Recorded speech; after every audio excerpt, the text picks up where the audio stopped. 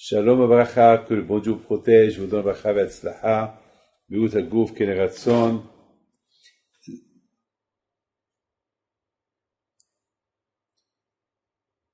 Cette semaine, c'est la paracha du Hegel. Le Hegel, c'est le veau d'or que les Juifs ils ont fait. Alors, bien sûr, cette paracha, elle est très très dure à comprendre. Très très dure à comprendre.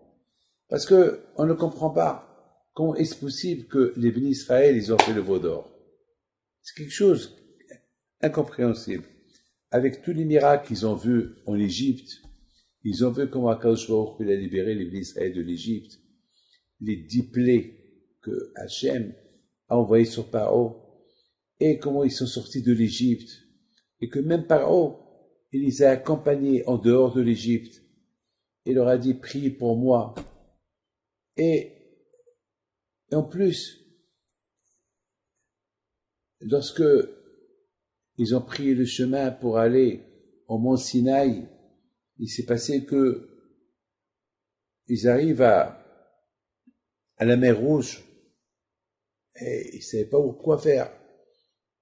Ils ne savaient pas, ils étaient des millions de personnes. Et Hachem, il a dit à Moshe Rabbeinu, coupe-leur la mer.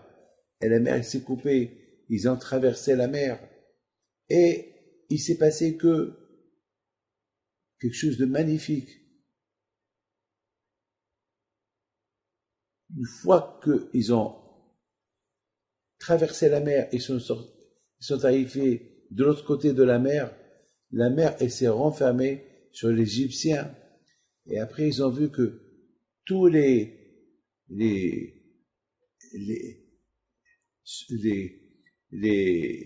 soldats égyptiens qui les ont poursuivis, ils les ont vus. Ils ont vu comment Akadosh Baruch Hu, il les a fait monter sur la surface de l'eau, que chacun il a vu son patron.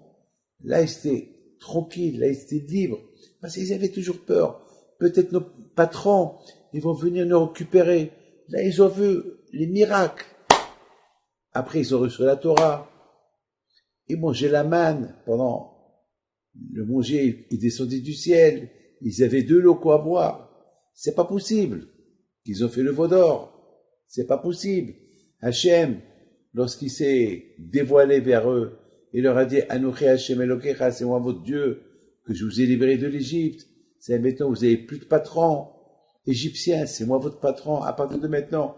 Mais suivez mes mitzvot. Il leur a dit, moi je suis un Dieu jaloux. Elkana, je suis un Dieu très jaloux.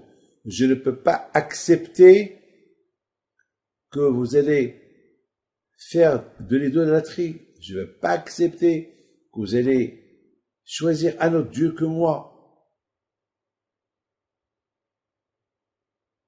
Et voilà, Moshe Rabbeinu il monte dans le ciel pour apporter la Torah.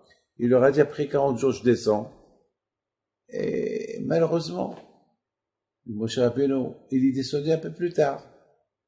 Eux, ils se sont trompés d'heure. Ils se sont trompés de 6 heures, c'est tout. 6 heures. Pour 6 heures qu'ils se sont trompés, ils ont fait le veau d'or. Mes amis, quelqu'un qui voyage,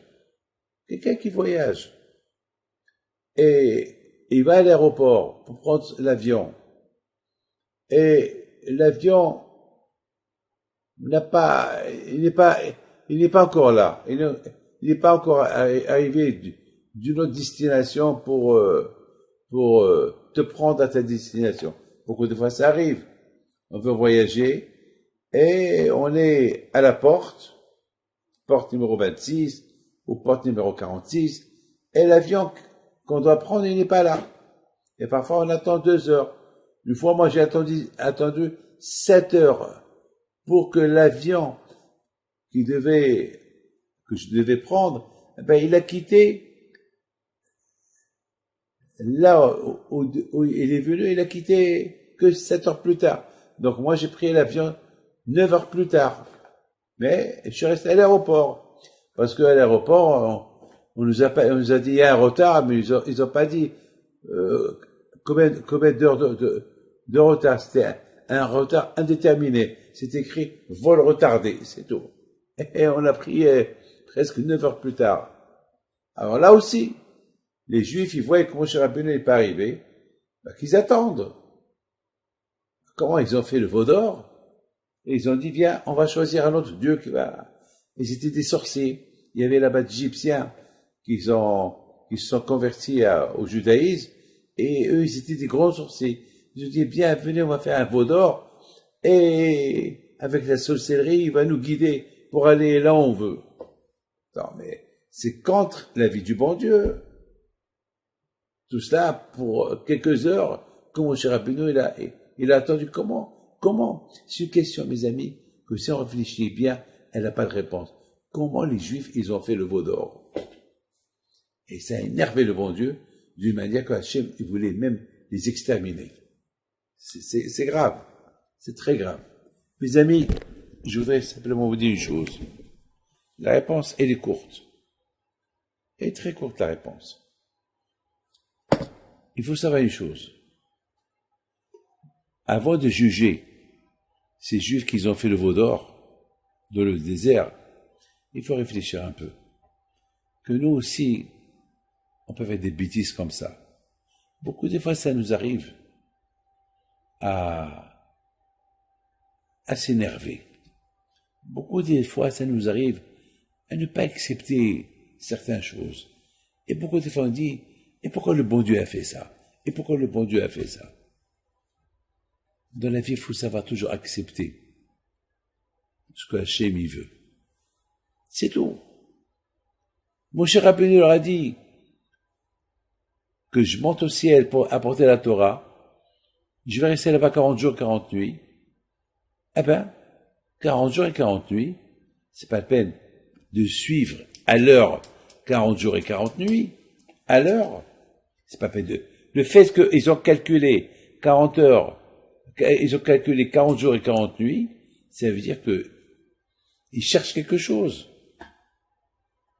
Avec Moshe Rabbeinu, il n'y a pas de timing, il n'y a pas d'heure. C'est vrai, il a dit 40 jours, 40 nuits. Et alors? Et s'il descend plus tard? C'est pour ça qu'on va changer le bon Dieu. Et imaginez-vous que mon père, il me promet de me donner quelque chose. Et après, il me le donne pas. Pour des raisons que lui, il sait. Ça y est, c'est plus mon père. Non, c'est pas logique, c'est pas normal. C'est quelque chose que la Torah veut nous apprendre. La Torah veut nous apprendre quelque chose de magnifique. Que Hachem, il a fait, je pense, Hachem, il a fait exprès que les Bnei Israël se sont trompés d'heure. Hachem, il a voulu voir quelle va être la réaction des Bnei Israël. Maintenant qu'ils ont vu que Moshe Rabbeinu, il ne descend pas à l'heure. Qu'est-ce que va se passer? Parce que, entre vous et moi, avant que les Juifs, ils ont fait le veau d'or, Moshe était avec le bon Dieu. Pourquoi le bon Dieu, il n'a pas dit à Moshe Rabbeinu, descends vite en bas avant que les Juifs fassent le veau d'or? Pourquoi il n'a rien dit? Pourquoi Hachem, il a laissé les choses en veilleuse, en sommeil, jusqu'à qu'ils ont fait le veau d'or, et là, Hachem dit à Moshe Rabbeinu, descends ton peuple à fauter. Mais pourquoi Akadosh Baruch Hu, il n'a pas averti Moshe Rabbeinu à l'avance? Pourquoi? Ben, justement, mes amis, Akadosh Baruch Hu, il a voulu donner une leçon aux Juifs. C'est quoi la leçon? La leçon, il faut pas être derrière le timing. Ça veut dire, imaginez-vous que le rabbin ne vient pas à la synagogue. Ah, parce que le rabbin il vient pas à la synagogue, alors il faut pas les prier. Et si le rabbin, il n'y a pas le shochet pour égorger les poulets, alors tu manges n'importe quoi, tu vas égorger les poulets toi-même, alors que tu connais pas les lois, comment l'égorger. La Torah, elle veut nous apprendre. Il faut pas suivre le timing. C'est pas à l'heure. Moshe, il a dit, tel et tel heure, il arrive, alors, il vient pas. S'il vient pas, tu fais n'importe quoi. Non. Mes amis, c'est ça la leçon que la Torah, elle nous apprend. La Torah, elle nous apprend une leçon. Alors, on va se poser la question, comment ils sont arrivés à faire une chose pareille? Eh ben, mes amis, parce que la raison, elle est, depuis le moment que Moshe Rabbeinu, il est monté, eh ben, ils ont commencé à calculer quand il va descendre. Maintenant, j'ai une autre question. Mais pourquoi Moshe Rabbeinu leur a pas dit, je monte et jusqu'à que je descends? Pourquoi il leur a dit, dans 40 jours, 40 nuits, je descends? Il fallait pas leur dire. Eh ben, mes amis, justement, c'est Hachem qui a dit à Moshe Rabbeinu, dis-leur que tu vas rester avec moi 40 jours et 40 nuits. Hachem, il a voulu les mettre en épreuve. Une fois qu'ils n'ont pas surmonté l'épreuve, alors là, quand je leur ai dit, à partir de maintenant, il faut pas, lorsqu'il y a une mitzvah à faire, eh ben, il faut pas voir le temps, combien ça va prendre cette mitzvah pour la faire.